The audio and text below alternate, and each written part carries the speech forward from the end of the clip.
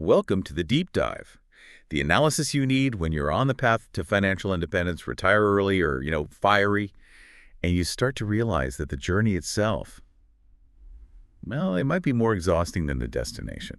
Today, we're really focusing on a struggle that I think is pretty universal, but it's often silent.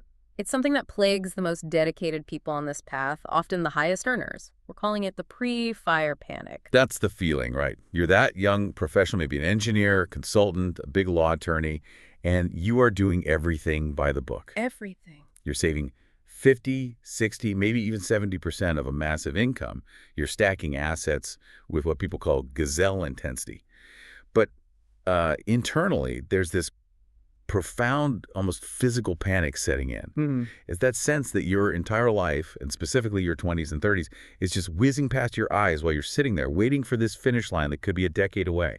We saw some really powerful examples of this in the sources. I mean, people earning $250,000 salaries, but feeling this deep sense of just wasting away. Yeah. They realize they're sacrificing their most energetic years, their present, for a future that, it's mathematically probable, but it feels emotionally disconnected. With the core contradiction of aggressive saving, isn't it? Yeah. You get this ultimate financial leverage down the line, but the cost right now is severe emotional exhaustion. Exactly. So this deep dive, it has a very clear mission. This is not a session about how to find an extra 5% yield or save another $100. No, not at all. It's about reframing the journey itself.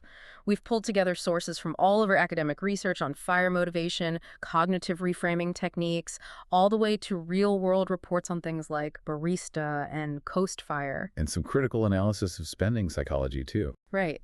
And our goal here is to move you beyond that death march mentality. We're trying to extract the concrete strategies for you, the learner, both the financial levers and the emotional breakthroughs that give you permission to design a life you love now. Without sacrificing the ultimate goal. Exactly. The accumulation phase, it doesn't have to be a prison sentence. It should be a time of incremental, calculated liberation. Oh. Welcome to Project Fire. Uh-huh. Let's unpack this weight of what the sources call the squirrel wheel. Let's do it. Okay, so to solve this panic, I think we first have to validate it. We have to understand where it comes from. And when we look at the psychological motivations of people pursuing fire, the sources show exactly why this accumulation phase feels so corrosive. It's fascinating because the primary motivators are almost entirely negative. They're push factors, not positive pull factors. So people are running away from something, not just running towards something. Precisely. They're driven by this deep fundamental frustration with the actual structure of paid work, the employee-employer relationship. It isn't just seen as transactional. It's described in these really negative, almost adversarial terms. What kind of terms? We saw language like slaves and masters. We're describing the whole arrangement as forced labor. Wow. That's powerful, almost radical language. It really strips away all the corporate gloss, doesn't it? It does, and it speaks to this core feeling of insignificance, of having no autonomy. When your job defines your identity, but you feel like you have zero power to direct your own time or your own output, you start to realize you're just a resource to be managed. Not a self-directed person. Exactly, and that feeling of forced labor, it comes from knowing that the vast majority of your life is being dictated by someone else's corporate needs. Which brings us to the fundamental math of our time. Yeah. And when you realize that, that's what triggers the depression and the burnout. Yeah. One of the fire practitioners in the sources distilled it perfectly. He said, it's depressive how many adults use most of their awake hours for serving someone they do not want to. Just think about that for a second. The loss of awake hours. Yeah. If you factor in commuting, getting ready, the mental load of just recovering from a high-stress day, I mean, a lot of adults are committing 60, maybe 70 hours a week to their employer. And that realization that you are sacrificing your life for others for decades, Yeah. it creates this constant internal conflict. It does. The person you are becoming is being dictated by the job you hate, all to fund a future life for the person you want to be. And that drive to just escape, to get out, it often turns into what the sources call the death march. We see these incredibly intelligent people adopting this all-or-nothing mindset. They believe they have to endure maximum pain now, maximum savings, to guarantee maximum freedom later.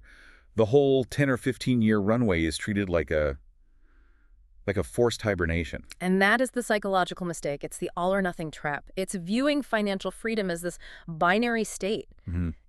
You are either broke or you are FI. There is no valuable middle ground. Right. And that mindset forces people to stay in these toxic, high-intensity jobs way past the point of physical and mental exhaustion. But I have to push back a little here. I mean, for someone who is just deeply burnt out, who genuinely hates their job and is watching their savings climb so fast, isn't sticking to that grind for guaranteed, say, 50,000 extra saved this year.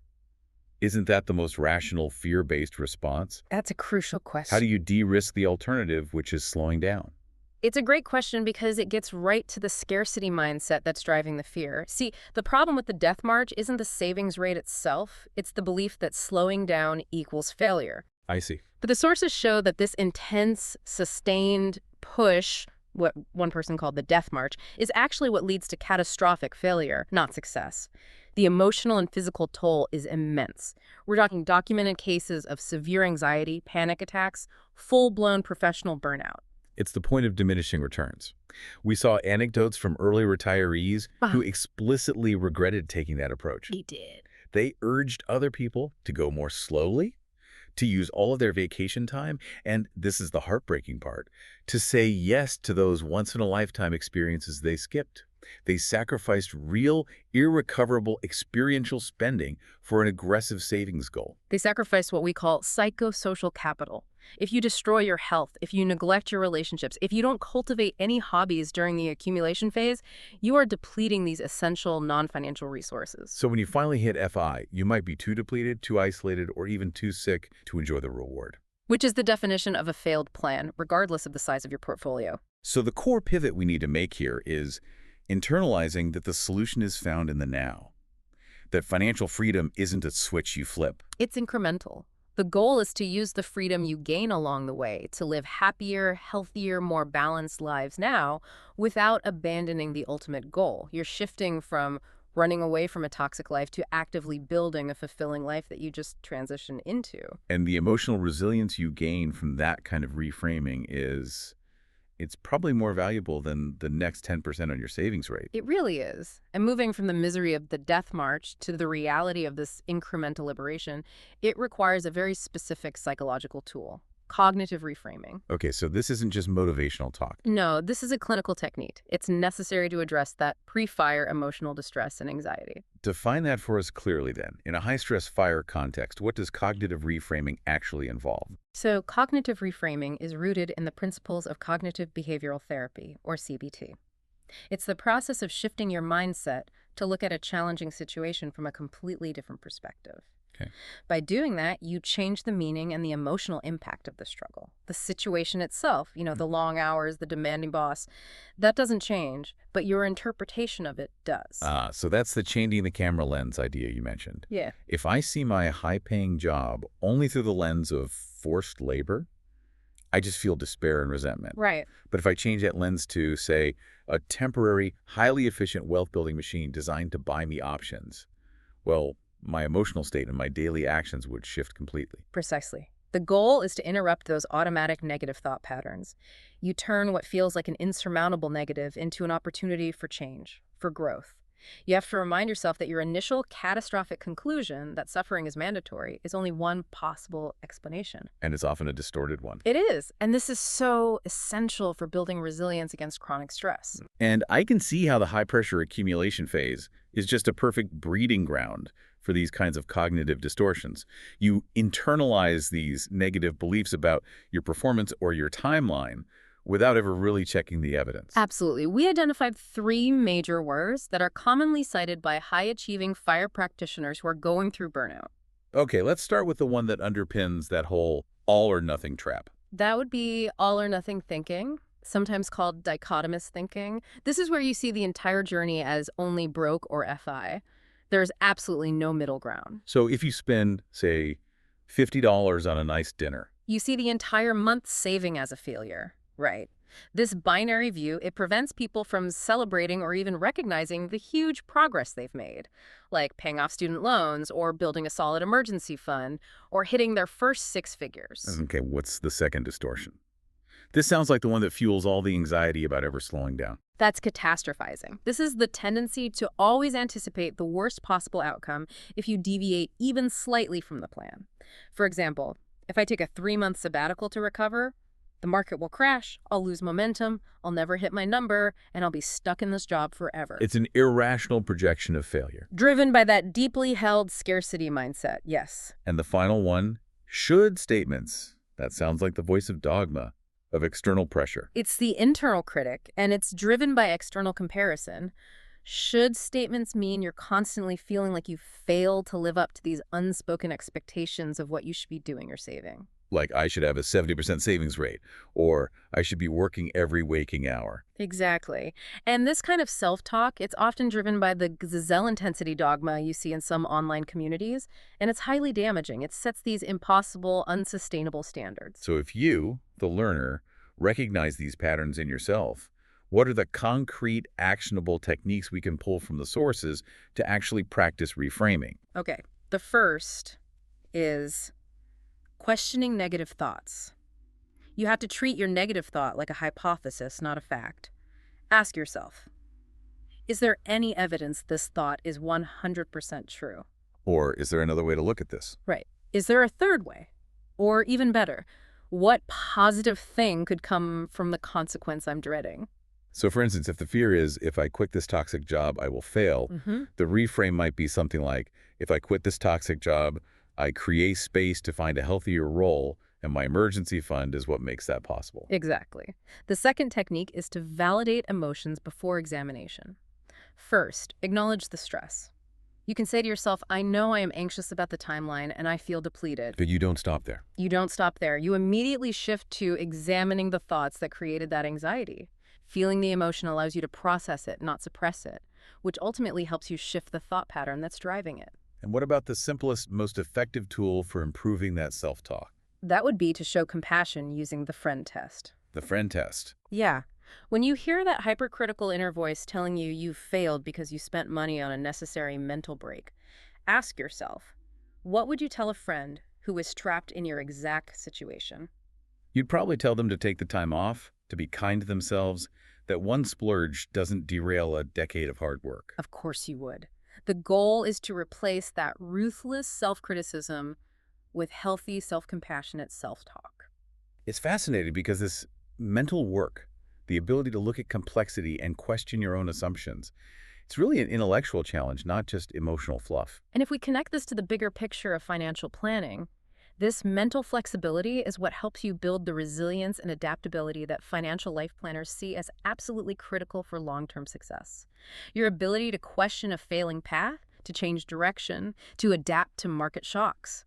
That cognitive flexibility is what keeps you thriving when uncertainty inevitably hits. A rigid mind often breaks under stress, no matter what the net worth is. That's right. Before we dive into the specific game-changing financial milestones that unlock this mental freedom, and trust me, the technical calculations here are going to show you just how close you might be to true optionality. We want to make sure you have the best tools to continue your journey. If this deep analysis of financial strategies, technical mechanics, and these psychological barriers is resonating with you, and you want to ensure you get all the in-depth resources we create from these sources, just take a moment now to engage with this content. By liking, sharing, and subscribing to Project Fire, you help us bring these detailed deep dives to a wider audience so we can continue the conversation around achieving financial independence on your terms. Okay, now let's get back to the high-level math that proves this concept of incremental liberation. The primary antidote to that pre-fire panic is realizing that full financial independence is just one point on a very long spectrum of freedom. And by recognizing the earlier incremental milestones, you gain immediate, actionable leverage over your life right now. Okay, let's define this spectrum. We should start at the foundation, which is probably the biggest stress reducer of all, debt freedom. Right. And we commonly define debt freedom as having zero debt beyond maybe a low-interest primary mortgage. The sources strongly advocate for this because when you eliminate high-interest consumer debt, credit cards, personal loans, car loans, you dramatically reduce the baseline income you need to survive. How much of a difference can it make? We saw one case study where a couple reduced their annual required expenses by nearly $10,000 just by clearing all their non-mortgage debt. $10,000. That's massive. That reduction means you don't need nearly as much income, which immediately opens up options. You could downshift to a lower paying, more fulfilling job or redirect that $10,000 straight into investing. Exactly. And the next milestone is the psychological game changer. It's the ultimate confidence booster. FU money. I appreciate the bluntness of the term, but let's get technical. FU money means having enough liquid capital to act with confidence. So how much is enough, and what is its psychological function? The technical definitions vary a bit, but it's generally 3 to 12 months of fixed expenses saved and instantly accessible, in an emergency fund or liquid investments. Critically, its function is the immediate removal of anti-fragility. Anti-fragility, that's a critical concept here. Yeah. Explain what we mean by that in this context. Okay, so if something is fragile, a small shock, like a sudden job loss or an unexpected medical bill, will break it. Most people are financially fragile. Right. FU, money, makes you anti-fragile against those immediate financial shocks. It means you have enough of a backup to walk away from a toxic job, to confidently negotiate for a better salary or more flexible hours, or to just take a few months to find a job you actually want without that monetary panic. But the sources, they often debate whether 6 months is really enough, especially for high earners who have higher fixed costs. Should you be aiming higher? Absolutely. For a high-achieving person whose job search might be more specialized and take longer, or who has higher insurance deductibles, aiming for 12 months provides superior security. As one practitioner noted, if FU money is supposed to remove the fear of being fired, it has to be robust enough to cover a job search during a deep recession. It's all about leverage now. It is. It lets you make bold, life-altering decisions without the immediate paralyzing stress of just surviving. Okay, so now we get to the true fire escape for people in the accumulation phase. Coast FI. This is where the magic of compounding really starts to do the heavy lifting for you, essentially giving you permission to stop saving so aggressively.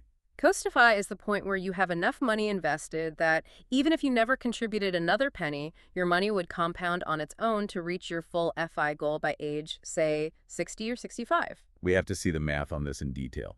This makes the goal feel so much more achievable than the traditional 25x calculation. Can you give us a couple of scenarios? Of course. Let's use a baseline assumption of a 4% inflation-adjusted rate of return. Scenario A, the young professional. A 25-year-old wants $100,000 in annual spending in retirement. That means they need $2.5 million saved by age 60. That's 35 years away. Okay. Using standard future value calculations, they only need approximately $585,000 invested today to hit that $2.5 million target passively. Wow. Okay, what about someone a bit older? Scenario B, the mid-career burnout. A 45-year-old wants $50,000 in annual spending, so they need $1.25 million by age 65. That's 20 years away. They would need about $570,000 invested today. Wait. So the 25-year-old who needs twice the final amount needs almost the same amount invested today as the 45-year-old who needs half the money, all because of the power of that extra time for compounding. Precisely. The longer the runway, the lower your Coast FI number. And the key immediate benefit is profound. Once you hit that Coast FI number, you only need to earn enough income to cover your current annual expenses. So if my current living costs are, say, $60,000 a year, and I hit that $585,000 invested. You can stop saving that extra $50,000 a year. You only need to earn $60,000. This is the permission slip to drastically reduce your hours, to find part-time work, or to downshift into a passion project, all while your retirement portfolio just keeps growing on its own. But we do have to address the technical caveats here. We're using the 4% rule, the 25x rule, which is based on historical data. Do the sources talk about the limitations of this, especially for a younger person who's relying purely on that compound growth? We absolutely must approach the 4% rule with caution. The sources emphasize that while it's a robust historical guide, it doesn't account for sequence of returns risk. CTRs. Right, which is particularly hazardous right at the start of withdrawal, but it also applies to the last few years of accumulation. If you hit Coastify right before a massive market crash, your compounding could stall for years.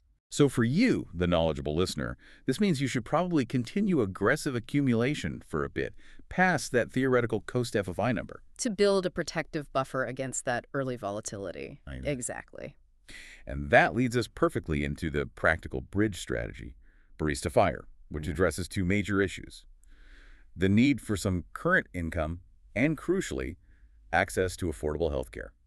Barista Fire is the critical compromise for so many people. It's a middle ground strategy where your investments cover most of your core expenses, housing, utilities, groceries, and a part-time job provides supplemental income and, most importantly, in a place like the US, health coverage. So what does a savings target look like for Barista FI? Let's use a practical example. Okay, let's assume your total annual expenses are $50,000.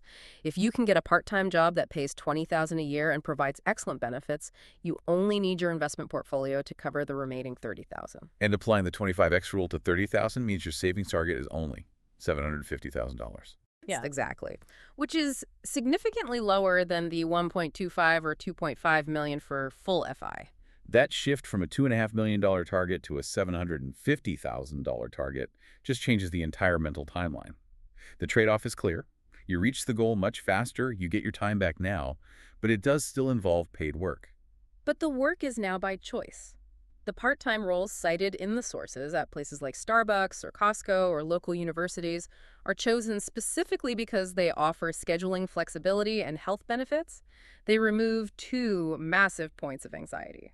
So this strategy is ideal for those who prioritize a balanced lifestyle over the extremes of, say, lean fire frugality or fat fire luxury. The work becomes a supplement, not a survival requirement. Once FU money or Coast FI is secured, the discussion really transitions, doesn't it? It moves from how much money do you have to how does this money enable a rich life? Yes, the goal shifts from maximum accumulation to achieving what some call a Zen state, that point where you no longer need to worry or actively think about money. That really is the ultimate payoff.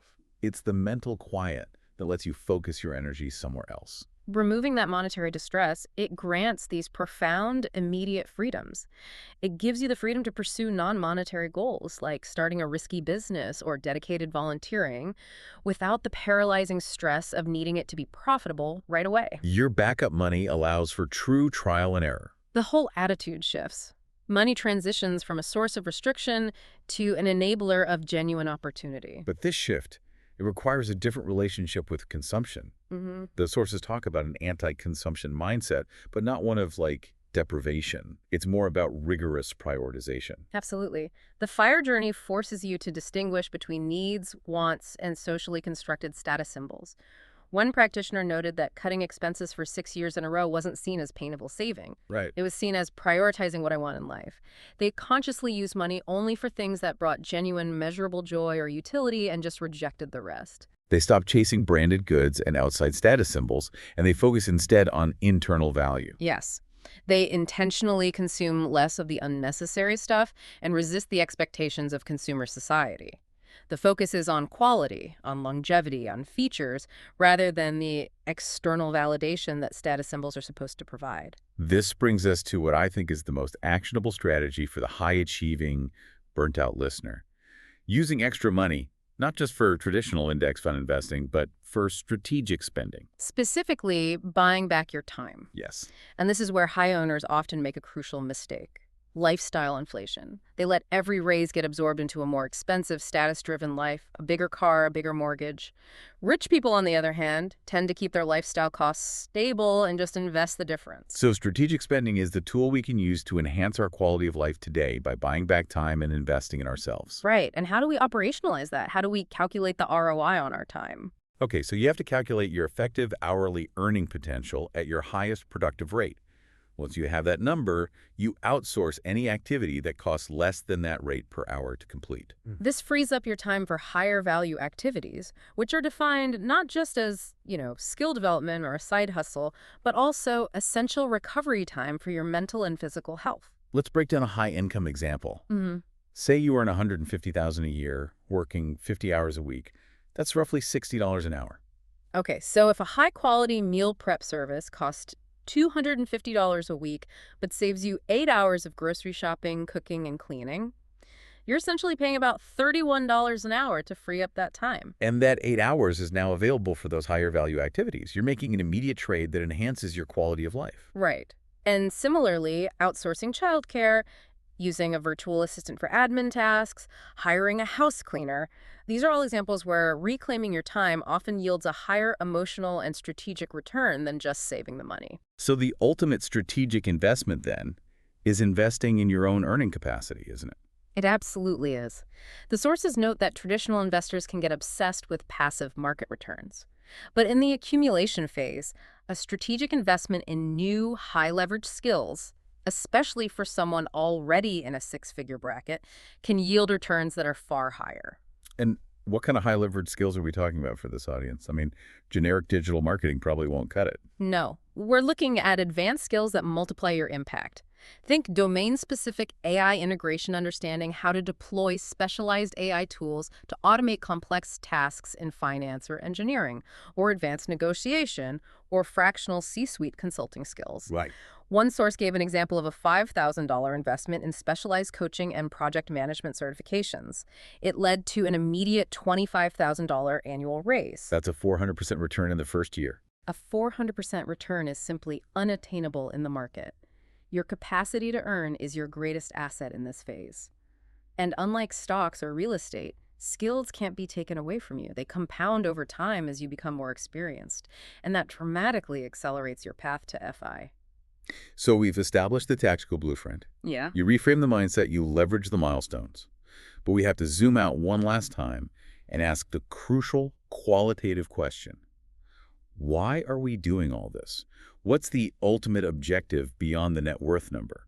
The sources are very clear on this. The ultimate objective of the FIRE lifestyle is the pursuit of a more meaningful life. And this is where the planning process so often fails. People wait until they are FI to figure out what brings them fulfillment, and that leads to this massive identity crisis in retirement. So the goal is life design before FI. Exactly. It is crucial to figure out what intrinsic values drive you now. Early retirees frequently report that they realized they didn't need to be financially independent to incorporate their core values. Like location independence or teaching or creativity. Right, they just needed the courage to change their current structure. Yeah. And that's what FU money provides. And this realization of freedom, it's intrinsically linked to our psychological well-being. It's the power of autonomy. Financial freedom dramatically enhances your consumer autonomy, the power to decide how and where you spend your time, energy, and money. And that autonomy is directly linked to improved self-actualization. Because once you remove the obligation of paid work, Your time is naturally allocated to fulfilling activities that are intrinsically satisfying. You do them because you love them, not because you need the paycheck. this philosophical underpinning is why the concept of financial life planning has become so prominent, isn't it? It shifts the discussion away from just portfolio management. And it integrates those crucial psychosocial resources. Our values, our beliefs, our emotional well-being, our health. Right. Financial life planners, they radically shift the focus away from purely quantitative questions like how much do you need to spend to cover the 4% rule to much more profound qualitative questions like describe a thriving life in retirement using non-monetary terms, or what would you regret most if you died 5 years from now? And the answers to those questions, they reveal resources that money just cannot buy. They uncover essential non-financial assets, strong community connections, excellent health, deep relationships, a clear sense of purpose. The quantitative measurements, net worth, savings rate, they have to be paired with qualitative measurements. An increased sense of clarity, confidence, resilience, peace of mind. If your portfolio is massive, but your relationships are ruined, the plan has failed. What counts often cannot be counted. And that brings us right back to the painful truth of those death march regrets. The people who struggled in early retirement, they didn't regret the money. They regretted the missing foundation. They regretted not building those deeper hobbies and community ties along the way. Or they failed to transition their identity from big law attorney to a new self-directed purpose. Humans need purpose. We need productivity. The freedom to work on something, a passion project, volunteering, a small business, that is key to fulfillment. It's the independence that matters, not the end of all activity. The accumulation phase is the time to build the identity and the life you want to transition to. So what does this all mean for you, the learner, struggling through that high-pressure accumulation phase and feeling that pre-fire panic? Well, I think the key lesson is that the power of financial independence isn't solely in the destination. It's in the options and the leverage it provides you during the journey itself. The accumulation phase isn't a prison. It's a time of incremental liberation. Debt freedom, FU money, Coast FI, these are your early release valves. You gain the power to negotiate, to step away, or to radically slow down years before you hit full FI. And realizing that you can strategically spend money now on things that buy back your time or increase your high-leverage skills, that's actually accelerating your path toward long-term freedom. You're strategically mitigating the burnout that so often derails the entire plan for high achievers. We so often define financial success only by the assets we accumulate, our geofinancial resources. But when you face true market uncertainty or a potential loss of income or a health crisis, true security comes down to the non-financial assets we cultivate today. Resilience is everything. So if you had to draw on all your resources, the financial, the health, the psychosocial, how resilient would you be? The ability to be flexible and adaptive is absolutely critical to realizing a life plan. Which means your investment in your health, your mental well-being, and your social connections has to be seen as just as crucial and just as quantitative as your investment portfolio. Now is the time to design the life you want. Stop running away from the life you hate, and start actively building the great life you want to transition to. That is a profoundly motivating thought. Thank you for diving deep with us on Project Fire. We'll catch you on the next Deep Dive.